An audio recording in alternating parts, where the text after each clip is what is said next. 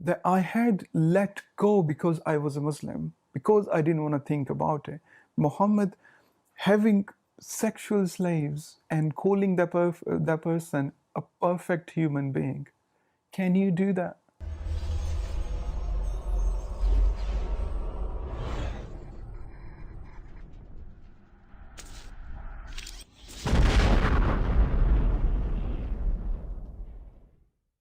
Muhammad was born in the city of Mecca. Mecca was a religious and economic hub in the Arabian Peninsula because he had Kaaba in it. Kaaba is a house of God, or gods as it was back then. He housed 360 gods. He allowed all different religions to come in and do their worships or their pilgrimages, any their sacred duties. That brought in a lot of business for Meccans. Meccans have established all this, they've made this economy for themselves solely based on their religion. And house the Kaaba, whoever it was controlled by, was the most influential family in Mecca. And it was a tribalistic society. It was based on the tribes of that. And the Quraysh, the tribe Quraysh, was the controller or the bearer of the keys of Kaaba. And within the tribes, there's a clan of Banu Hashim, the Hashemites. And Muhammad was born in Banu Hashim to Abdullah and Amina. Abdullah died in Muhammad's infancy. Um, and then when he was 6, his mother dies, becomes an orphan. His grandfather takes his patronage. His grandfather dies 2 years after as well. Then Abu Talib becomes the guardian of Muhammad. Abu Talib was also leader of Banu Hashim and a caravan leader. He was a merchant who would take caravans all around the Arabian lands and everything. So yeah, he trained Muhammad as a merchant. He started taking him wherever he goes. Muhammad would go him, learning the trade, learning the merchant, going around in different cultures and different cities. There are the stories about Muhammad's childhood. He's had a pretty normal childhood, but there are stories that actually try to say that there was divinity about Muhammad even before, even in his childhood, before he had claimed prophethood. Him being visited by angels to cleanse his heart of any sins he can commit. So these Muhammad's playing out in the street. Angels come to open his chest, take his heart out, and cleanse it with holy water, so he cannot commit any sins in the future. There are some stories, they are hard to, all the stories are hard to comprehend because we cannot see a child's chest being open and heart being cleansed and put back in, and the child. Other stories have clouds covering Muhammad because it was desert. There's scorching sun all around you, and a cloud covering Muhammad wherever he goes. In fact, the story of this Christian monk who'd Muhammad was on a caravan en route to Syria with Abu Talib, and this Christian monk who had a hut somewhere witnesses this cloud just covering this caravan traveling, and waits for them to make camp and goes invite them all to dinner because he wanted to see what was this cloud. Invites everybody and still doesn't figure out why was this cloud covering it. And then he asks Abu Talib, is everybody who was with you on this caravan present here, or you've left somebody behind? And Abu Talib says, oh, it's my nephew. I left my nephew behind. And then he says, okay, maybe this person who's left behind, there is something special about this person. There is something. And Halima, the Muhammad's foster mother, his camel, she was poor. Her camel was old, bad in health, wouldn't travel as fast as healthy camels would. And when Muhammad would, Halima would take Muhammad in her lap and sit on the camel. Camel would get healthy, starts traveling faster, in fact, run. So there are some Muslims No, these are stories not all Muslims believe in, of course. Where I assure you, some Muslims do believe. Barelvis in Pakistan love these stories, trying to connect Muhammad to divinity even before his prophethood. Um, so, yeah, Muslims have always tried to link Muhammad to something more than Muhammad himself, something more than just a human, because he's special. Um, that's a brief background into Muhammad. So, Makkah at the time of Muhammad was a religiously pluralistic society. For them, more religions or more gods or notions of gods meant more business. They had, as I said earlier, they had established the whole economy for themselves, a healthy economy, just on the notion of religions, just allowing anybody from any parts of the world to come in, bring their gods, they'd house their god to this sacred place, Kaaba, and then you can perform your religious duties, whatever they are. And that meant more business for them. Most of the society is happy with that because that's bringing in business, that's bringing in money. But there are some people who want religion to be a guidance for your spirituality, not your economics. So they want religion and economics to be, or not. They don't want religion to be used for economic purposes. Religion's not a shop for them. Um, some people, four of them, in fact, four friends, Warqa bin Nawfal, Zaid bin Amr, Usman bin Haritha, and one more, they decided that we should look for monotheistic God, Abrahamic God, and we should only worship that God because that's the God, that's Abraham's God, and Abraham's uh, been somebody that everybody looked up to in that time, in that area. And they wanted the religious duty and affiliation to be just towards Abraham and his God. Uh, weren't that successful because they didn't necessarily oppose all the practices that were going on, but there was this notion of monotheism that these people were trying to instill in their community. And they came to be known as Hanifs. They were also poets and soothsayers. They were really common in that time. They came to be known as the Hanifs. And Muhammad, in his childhood, was inspired by Hanifs. He he had met. There is one incident that's even the new historians, the historians in past 50 years or so, do describe in the whenever they're talking about Muhammad, is the one of this meeting, Muhammad meeting Zaid just outside Makkah. Zaid had been on this retreat, or he's living in reclusivity, and Muhammad coming across, he sees him and says, "Oh Zaid, why do I see you being hated by your kin in Mecca?" And then Zaid explaining what monotheism is, how having all these different gods doesn't help, how we should only be looking towards Abraham's God, and Muhammad taking that message to heart and trying to emulate whatever Zaid had been doing, taking religious retreats, spiritual retreats, meditation, going away in isolation and just working on your spirituality. And Muhammad had taken up that practice. He'd go to a cave on the Mount of Hira, that's not far from Mecca. He'd go there, be in isolation for days at a time, just working on his spirituality. And one time at the age of 40, when he's there, he feels a presence, and the presence reveals itself to be Gabriel, the angel. Uh, and he asked Muhammad to read, Iqra, read. And Muhammad, being scared because having another otherworldly presence in there in a small cave, he got scared, runs back home to his wife Khadija, and him trembling, and Khadija put her duvet over him and saying, "Okay, calm down, tell me what had happened." And he told that this had happened, and I believe I don't know what to make of it, but I was told to read. Um, and she said, okay. Warqa bin Nawfal, one of the original Hanif poets, was Khadija's cousin. Khadija takes Muhammad to Warqa bin Nawfal and just asking for guidance.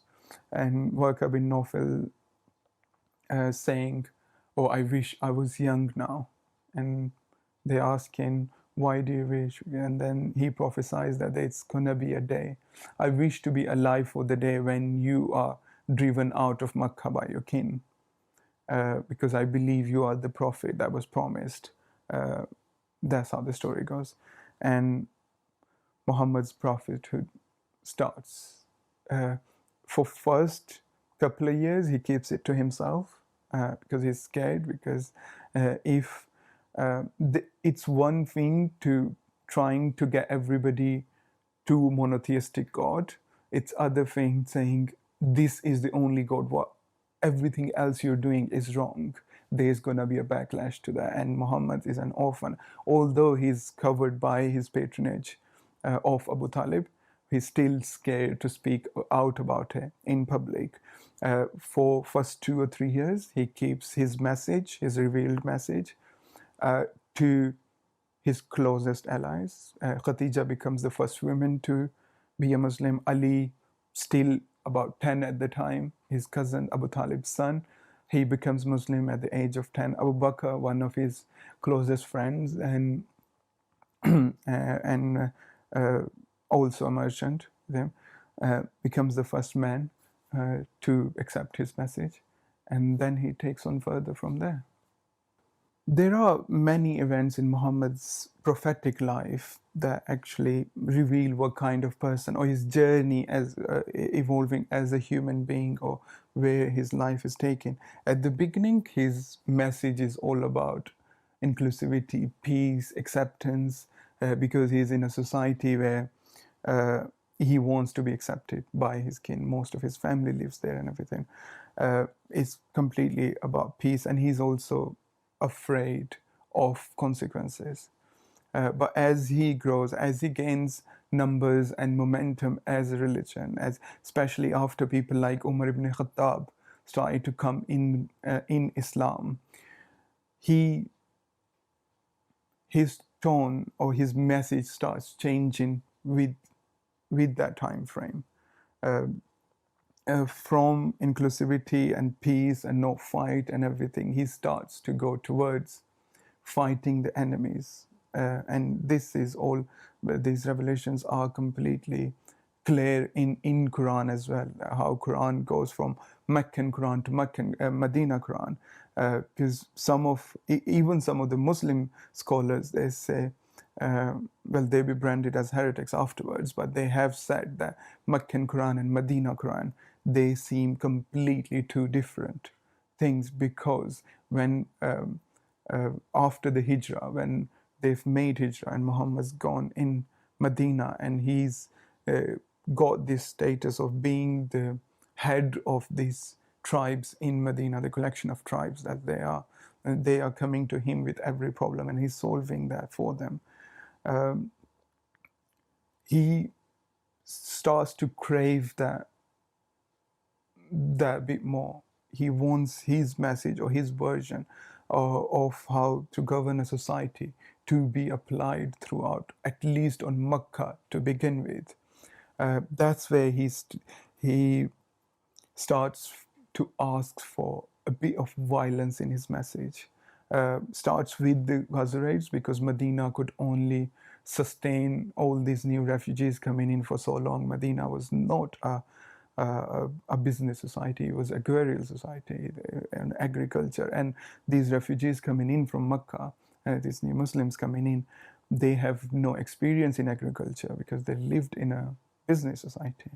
Now, this is to sustain themselves in an agrarian society. Muhammad starts asking his followers to raid the caravans. They're passing nearby en route to Mecca. Caravan raiding, normal practice of the time. It's fine. But the problem arose when So there are these 4 sacred months in of Islamic calendar now, but the calendar of the time, where fighting and raiding and killing and everything was forbidden. The months of Muharram, Rajab, uh, Zilqad, and Zilhajj. Zilhajj being the pilgrimage month. But there comes a time when Muhammad had asked his followers in the month of Rajab to attack a caravan, and those followers taking a step back and saying, "It's Rajab, we cannot really do that." But then Quran, there's a revelation. The Quran says it's okay for you to carry out this raid because it's coming out of necessity.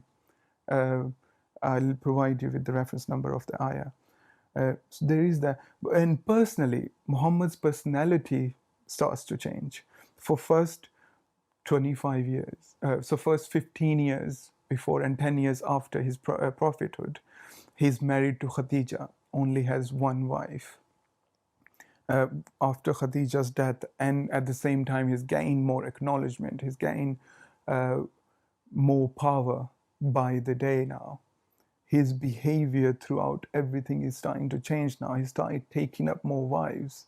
Yes, he says, Islam says these wives were taken as political alliances or just trying to further this, but it's still a personality change. There's a massive change of being monogamous with one wife for 25 years, but then power comes and he's starting taking all these wives and starting cementing the relations with his friends as well, marrying his 2 daughters to Usman, taking Umar and Abu Bakr's daughters as his wife. And so there is one problem that arises. One is, if Muhammad is kept as a man of that time, there isn't much you can say against him, because at that time this all was happening anyways. The problem is when Muhammad's sunnah is still applicable today according to Islamic theology. That's where the problem is. That's why judging Muhammad by today's standards is a normal thing to do, because Islam says Muhammad is a perfect human being by any standards or any time. Or if you don't think Muhammad is perfect, that means your standards are wrong. But now we've developed into a society, or our human brain have developed so much that we do think child marriage is abhorrent, it's wrong. We would never do that. Many Muslims would never do that, right? But they still have to rationalize somehow, saying Muhammad's marrying a child is kind of okay. Yeah? And then even according to, there are some things that Muhammad did that didn't sit well within those society as well. One being marrying his adopted son's wife. Adopted sons in that time were treated as your own son. So much so that when Ali adopted Abu Bakr's son, Muhammad bin Abu Bakr, and Ali and Aisha had a war together, Abu Bakr's son, biological son, Ali's adopted son, fought for Ali, not for his sister Aisha, because he was adopted. And that society had a problem with that. So why are you marrying your own son's wife? This isn't what we stand. It's and then there's another revelation, allowing Muhammad to marry his adopted son Zaid bin Harsa's wife at the time, Zainab, asking Zaid to divorce, and Zaid divorces, and then he marries Zainab because Quran allows him to. Quran so far goes to say it's a privilege only afforded to you, to Muhammad and Muhammad alone. And then taking a 5th wife, because it didn't sit well with, at least with the Muslims of the time, because all the Muslim men are told you're only allowed 4 wives, right? And Muhammad is taking up more than 4 wives. And now they are complaining, saying, why are you, I thought Islam said we are all same, you're chosen from us. Why are you doing this? Again, Quran allows Muhammad to take as many wives as he wants. And again, the sentence is used, it's a privilege only for you, for Muhammad.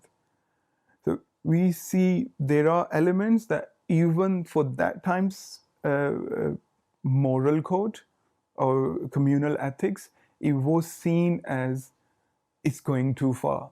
But Muhammad always justified it with Quran or with his supposed divinity, because he's the last chosen prophet of God. And then there are aspects that don't sit with us by today's standard, but they were okay in that time. But if we see Muhammad as today, if his sunnah and his hadith and everything he did is still considered perfect today, we have to call that out as well.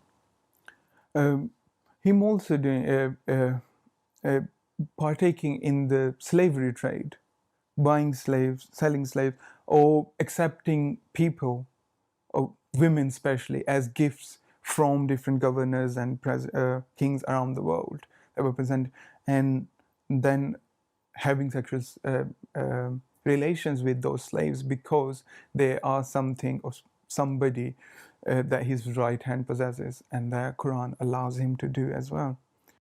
Quran claims to be infallible, and Muslims believe that, and whatever is coming for Quran, they would take on their faith and everything. But Hadith is something that even Muslims can question, and is something that I'd urge every Muslim to question, because Hadith is a source of knowledge that cannot be relied upon. Why? Because two of the biggest narrators of Hadith are Abu Huraira and Aisha. Aisha, we know, was 9 years old when Muhammad had started having sexual relations with her. But we know what's that called when a 54-year-old have sexual relations with a 9-year-old. And that would have a massive impact on Aisha's psychology. The most powerful man of the time is having a sexual relation with this child, and this child is growing up trying to rationalize everything that's going on around her, and that impact on her psychology would be massive. And whatever she's saying after that, she's just trying to rationalize it, just trying to think better of herself. And there's psychological aspect to it, that is just Aisha. And the second is Abu Huraira. Abu Huraira was a really questionable character. Abu Huraira became Muslim after the conquering of Taif, no, Khaybar, sorry. When Khaybar is conquered, after that, so maybe 3 years maximum before Muhammad's died. So Abu Huraira had been a Sahabi for 3 years with a questionable character. Umar didn't like Abu Huraira at all. Umar tried to hold him accountable for many things. Him making money off. I know it's very Shia thing to say because Shias don't like Abu Huraira.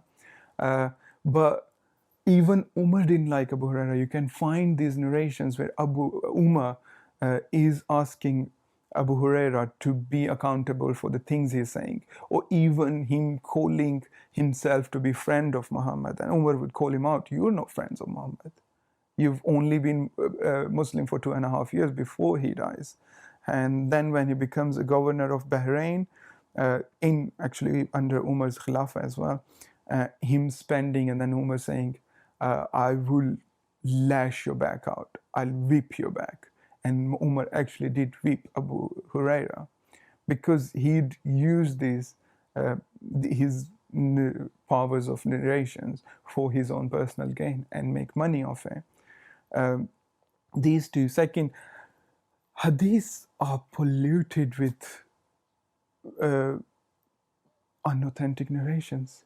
Bukhari spent 16 years of his life going through more than 600,000 narrations at the time and only classifying 7,400 of them to be authentic. That's 1%. 99% Bukhari thought at the time were unauthentic, just pollution coming through, people using religion as they have done through ages for their own personal, political, or economic gains.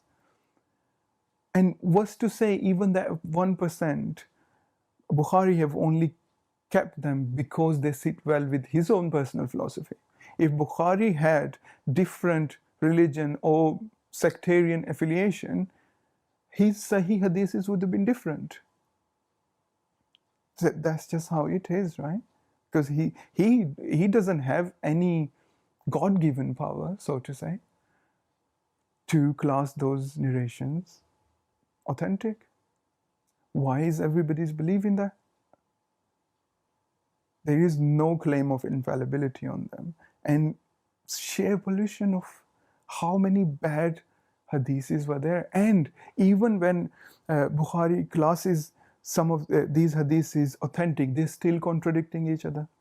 There are hadiths in Bukhari, authentic hadiths that say Muhammad lived for 10 years in Mecca and 10 years in Medina. For the totality, that makes him a 60 years old man. Then in the same book, it says he lived 10 years in Mecca, 13 years in Mecca in total, and 10 years in Medina. What to choose from? Well, so hadith as a collection or as a source of knowledge cannot be relied upon. Then there is the problems with the chain of narration, the asnad.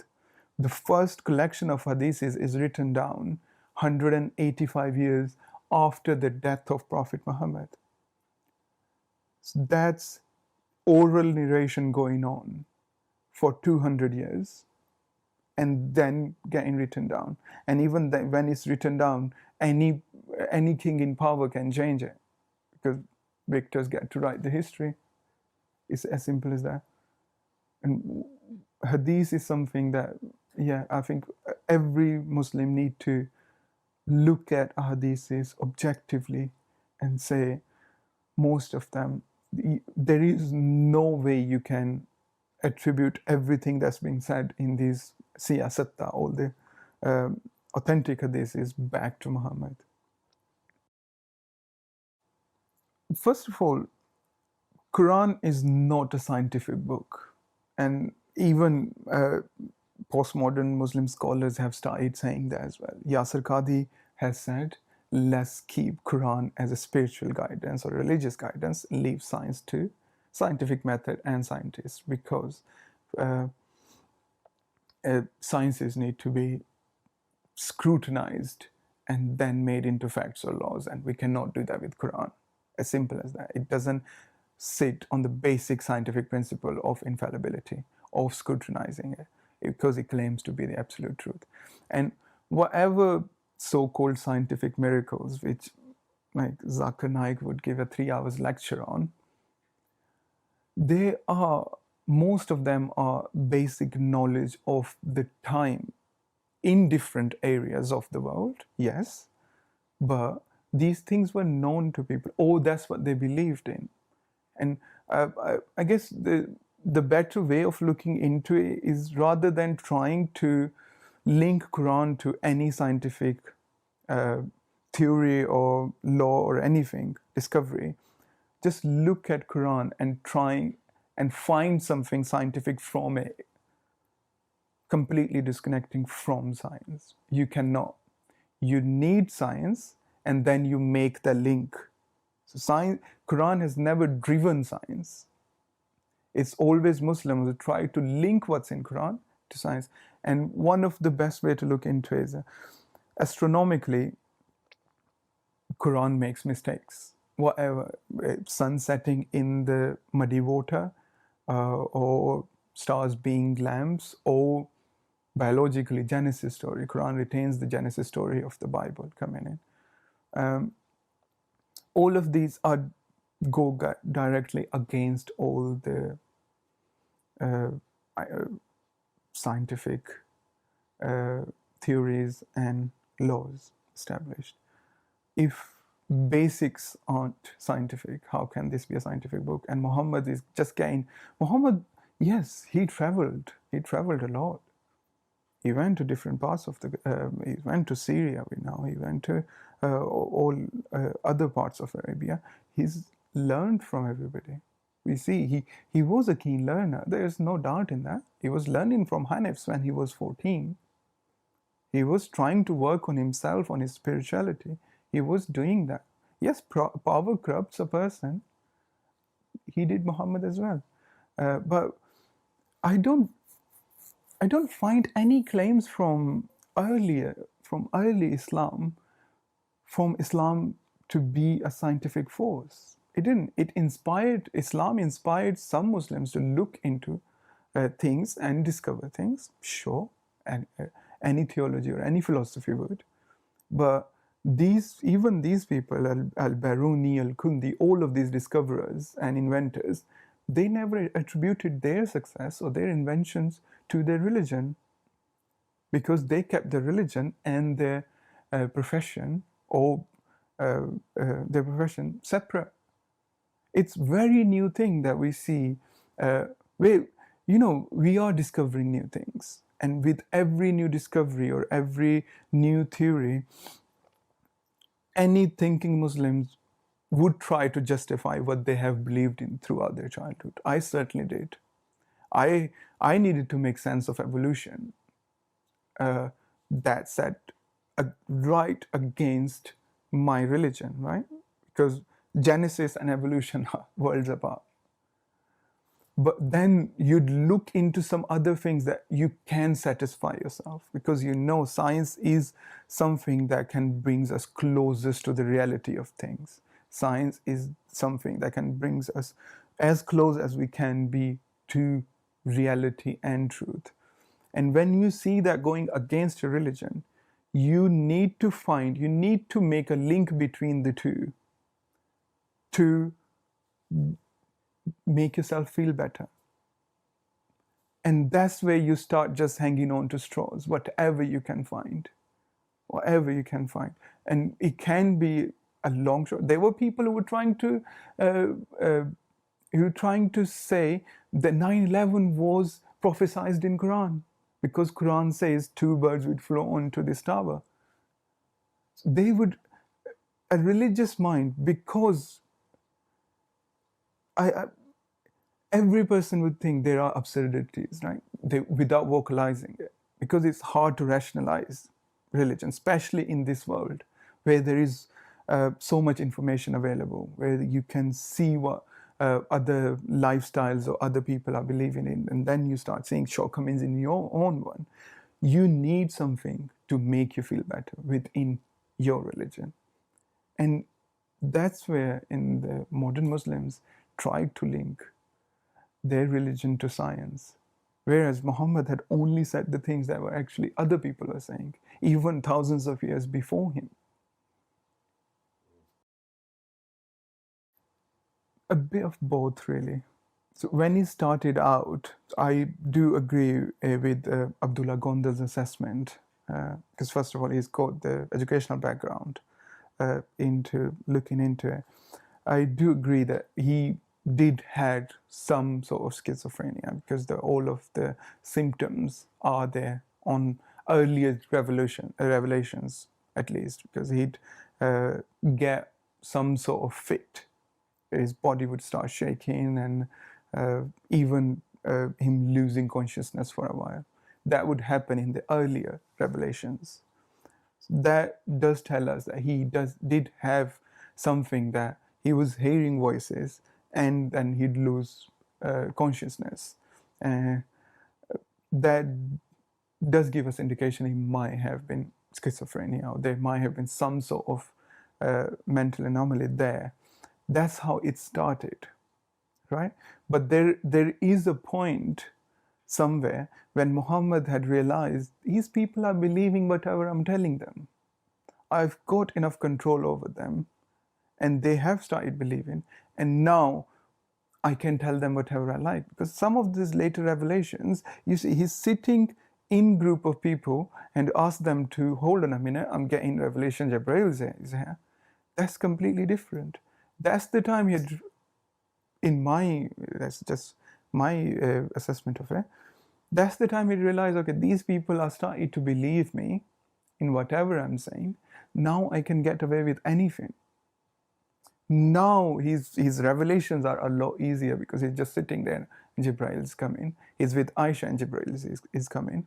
And Jibrail's even gossiping with him about Aisha and Hafsa because he had slept with a slave and they're not happy with that. So, and he's trying to bring in Jibrail to actually have a better relations with his wife, or his wives to submit to him completely. So he have started using everything for his personal, political, and gaining power. I don't know where that happens exactly, where he's starting to, where his revelation are just revelations. He's no longer getting these epileptic fits before them. But there is this shift in between these two. Because the inconvenience of revelations, that shows now he's starting to use these revelations, this Quranic text, to his own gain. Because there's this incident where it's so Quran asked men to devote everything equally amongst his wives, right? And that's applied to Muhammad as well. That means all 11 or so wives he has at the time, he has to give them one night each, because all resources include your time. At Hafsa's night, Hafsa had some familial commitments. She can't be there. She goes to attend to that. Her family matter. And Muhammad, instead of giving the night to Hafsa, sleeps with Mary, a slave. Hafsa comes back. She's not happy with that. She told Aisha about the incident, that it was my night and slept. And now Aisha's not happy about it. And then Jibrail comes, of course, to Muhammad, and Muhammad says, okay, you've shared this, that was for you, information about Muhammad to one of the others' wives. It's something that Allah dislikes. Muhammad is so angry that he lives only with Mary for a month after that. He doesn't go to any of the wives, which is again an un-Islamic notion at the time. But Quran gives him power there as well, that he can postpone anybody at his will, any of his wives at his wills. That's in Quran as well. And when he gets tired of it eventually, because he knows they're no budging in, another verse comes to him that's telling him, who are you to make somebody we've made halal for you haram for yourself? Meaning, who are you to not go back to your wives? Because now he's had a month with this slave, he wants to go back to the wives. Again, that revelation is coming, saying, I'm nobody to make somebody that's halal for me haram on me. So we see at first, yes, these revelations are coming like with the symptoms of schizophrenia, even epilepsy, and hearing voices, everything, right? But then after a period when he's got a bit of power, he knows whatever he says is taken as word of God now. He can get away with it, and he does make that choice somewhere. Or maybe it's just a natural progression, because he's getting power, he's getting acknowledgement, he's getting submissiveness from everybody around him. He can now do whatever he likes. After 1400s of Islam's systematic indoctrination, it's really hard for Muslims of today to look into Muhammad as just a man. But if we look at the society Muhammad was living in, claiming prophethood, claiming to be the bearer of revelation from God, claiming to be a prophet, or bringing in their own form of written text from God, was nothing revolutionary. It was happening all around. There were many people who were claiming that. Muhammad is just successful in that. And we have to give him credit for that. His revelation was successful. And for Muslims today, I guess there is a choice that needs to be made. The choice is what we have achieved as a society today. is that good enough of reasons, be it secularism, liberalism, or common sense, human common sense, because we have evolved. Does Muhammad sit well with all those bases? Judge Muhammad and see if he is a good human being or not. Just go through his journey and see what drove him to be the way he actually was. What made Muhammad? And with Muhammad's revolution, there were many who were reaping rewards because they were associated with Muhammad. And there was a lot of, yeah, I guess it just, I just want people to actually look into it objectively and come to their own conclusion. Don't be influenced by anything. Read Islamic. I love reading Rahiqul Makhtoom, the sealed nectar, because I read that as a Muslim. Now I've read it as an ex-Muslim, and there's so much in Rahiqul Makhtoom that I had let go because I was a Muslim, because I didn't want to think about it. Muhammad having sexual slaves and calling that person a perfect human being. Can you do that? I guess I'd appeal to everybody's common sense, really, then, because theologically, I know how hard it is to look into Muhammad as just a human being, because it's Muhammad, it's somebody. If you say the word Muhammad, if the first words out of your mouth as a human being, as a child, is Muhammad, your parents are going to be more happy than you calling them mother or father. It's to that level. You're born in your ears, you're told you're a Muslim. You're told Muhammad is your prophet. Right throughout your childhood, you're told Muhammad is perfect. It's not easy to question that. And I get that. Completely. I've been through it. I know how hard it is. But once you do, it's life-changing. You start to look into everything objectively because you've done the hardest thing you can, the hardest topic that you can look into objectively. Just see Muhammad as a man of that society and see Muhammad as a man of today. And that's the best I can do there, really.